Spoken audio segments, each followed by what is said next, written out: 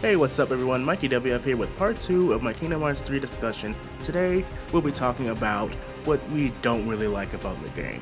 I do love the game, I don't hate it, please put down your pitchforks, I'm not trying to upset anybody, this is my personal qualms with the game, and I'm putting them out there because I want to see better. You can't just sugarcoat everything and then expect things to get better when you don't like something. You gotta tell them what you don't like, okay? Now, before we hop on in, make sure you hit that subscribe button because this summer, like I did last year, I'll be putting out one song every week until August, starting May 21st, and we'll be done around August 3rd or something. I don't know, I have to check when the last song comes out, but yeah, one song a week. Make sure you subscribe. Could be a Kingdom Hearts song in there, you never know. Plus, it could be more throughout the rest of the year. What are you doing? Come on, you know you want to subscribe. You also know you want to hit that like button, leave a comment, tell us to me about Kingdom Hearts 3. Go on, do it. You did it? Okay. Now let's get into the video. Now, the first two topics I have go hand in hand, so let's just get started. The first thing I don't like about Kingdom Hearts 3 is that the Disney worlds, they really felt irrelevant. The only one that felt like had some sort of relevance was Olympus, because Sora goes there to ask about, not really the power of waking, but how Hercules got his strength back. But then he spends the rest of the game going to the other worlds for the power of waking, but never brings it up until he leaves the world when he's on the gummy ship with Donald and Goofy while he's trying to get to the realm of darkness. Like, huh? Now, that's the problem people have had with the Disney worlds for a while now. Like, I don't think people liked them in Birth by Sleep. I don't think people really cared about them in Dream Drop Distance. But here's the thing. Kingdom Hearts 2 did what they needed to do with Disney worlds after how Kingdom Hearts 1, how they were important because you thought the Disney guys were the big bads when in reality they weren't. Now, they had Maleficent and Pete be who you are pretty much going against in the Disney world, which gave them relevance because Maleficent and Pete were the other big bads. Well, in this game, they're only looking for the box, which also makes them kind of irrelevant because they have like, what, 6 minutes of screen time in the whole game? But that's how they really sold that like three-way war kind of in Kingdom Hearts 2 by having the nobodies were the big antagonists, but Maleficent and Pete were also people you had to be worried about because they were off in Disney worlds ruining stuff and you had to stop them while you were there. And in this game, when they go to a Disney world, there's an organization member there, but they don't do anything. And that goes into what my other problem with this game was the pacing in this game was horrendous. The organization barely feels relevant except for the fact that you know they're the big threat in the game and you have to fight them. But you don't do anything with them up until the end game.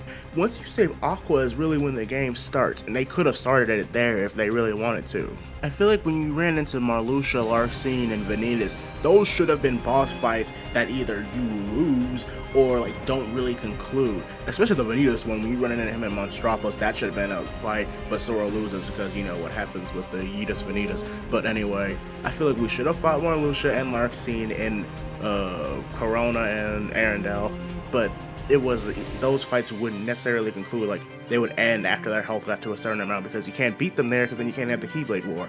And it's such a shame because it just feels like you're doing nothing for a good, how long are those worlds? 8 hours of the game? I don't know, I could be overselling it or underselling it, but like once what's that world? San Francisco ends, the game literally goes from 0 to 100 real fast because you're in the realm of darkness, you play as Riku, you find Aqua, she beats them up, or almost beats him up, Sora comes and saves them, and then we thwack her, and then she's good again. Like, to fix some of the pacing issues, that part should have happened earlier in the game. Like, once Corona was finished, that's when you should have got Aqua, and then they should have got Ventus after the other Disney worlds were finished, because, like, I feel like that would have made things run a bit smoother. Maybe I'll do a video on fixing the pacing in Kingdom Hearts 3, we'll see. And then boom, you save Ventus, then boom, you're in the Keyblade Graveyard, then boom, you're dead. It literally goes like that. I feel like the pacing at the Keyblade Graveyard is fine, but it's just so weird how, like, the build-up felt non-existent because you're not doing anything to build to that point. I'm not trying to sound like one of those people that want there to be like only original worlds or like just want them to get rid of Disney worlds. No, I love that. That's a selling point for this. And Disney owns Kingdom Hearts, so that's never going to happen. Disney's always going to be a part of it, whether you like it or not. And I think it's fine. It's probably why these games sold in the first place. Now, the next thing I want to touch on, like actually the next two parts, again, kind of go hand in hand.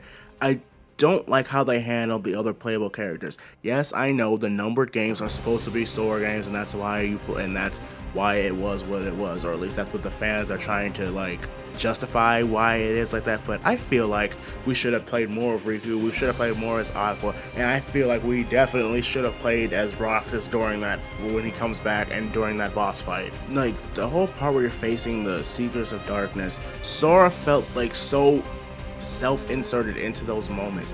Like Ventus should have been the one to save Terra during all that. He made, like, after they had that promised moment in Radiant Garden and Birth by Sleep, and then I feel like when you fought Sayax, that should have been just Roxas, Xion, and Axel, because that was their beef from days, with Sayax being rude to especially Xion and Roxas to some extent because he was jealous. Sora didn't need to be there. Like, I feel like right after Xemnas kidnapped Kairi, that's when Sora should have dipped, because that seems like it's in his character to go after them, because he knows they would have been able to handle it themselves. And he doesn't have to like not be there, but I'm saying we should have been able to play as the other people during that instead of Sora. He still could have been in the party, because I know the thing is also supposed to be like Sora is helping everyone else, but he's not helping himself, or blah blah blah, that whole thing. It just feels to me that these other characters were deprived of moments they should have had in this whole shebang.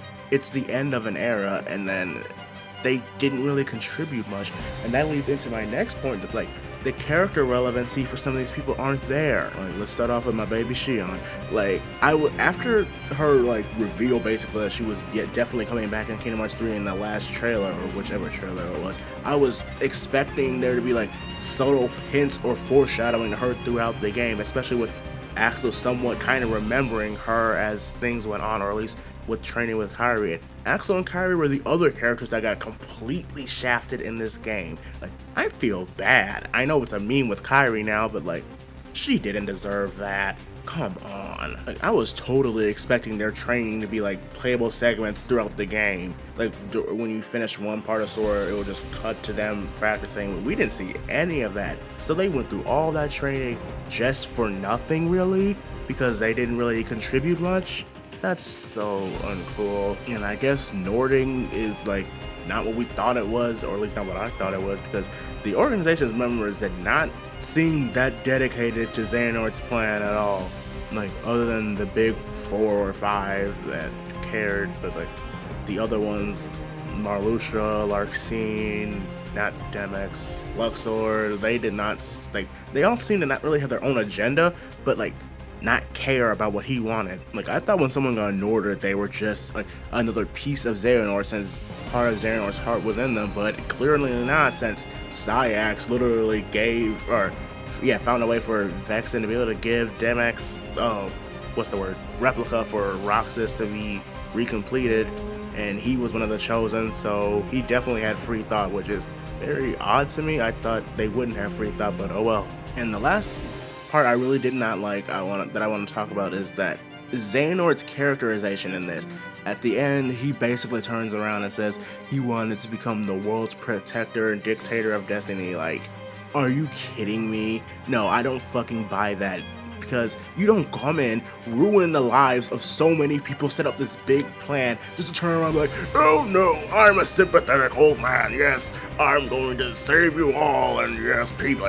But no, I don't buy that shit, because it doesn't make sense. How are you going to literally fuck up the lives of the Wayfinder trio, fuck over your best friend, yet kill him, pretty much, his heart went inside of Terra, but anyway.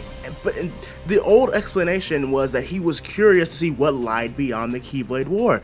And if you ask me, if you're crazy, that's a perfectly reasonable explanation for what he had been doing. Not that he was this misguided, misunderstood, benevolent hero. No, I won't take that. Sorry, I don't like it at all. Like, that shit literally almost ruined the game for me when I first saw that, but it didn't. I do still love this game, and despite me bitching in this video, I consider this held back. I think I did a pretty good job. I do love this game a lot. It was very good, a very great experience. I'm loving critical mode. Well, I'm done with it now, but yeah. So that's the cons, or the not so positive things I had to say about Kingdom Hearts 3.